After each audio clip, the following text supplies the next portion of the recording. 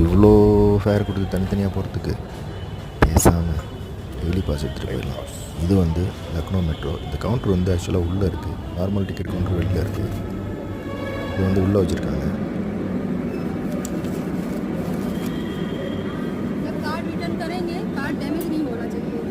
हाँ ठीक है ठीक है। तो आपको 100 रुपीज़ वापस मिलेगा।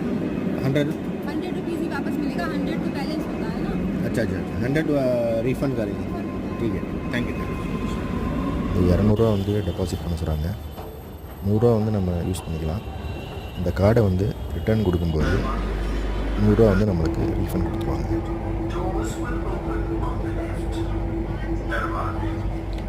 லக்னோவில் பார்த்திங்கன்னா ஒரே ஒரு லைன் தான் மெட்ரோ லைன்.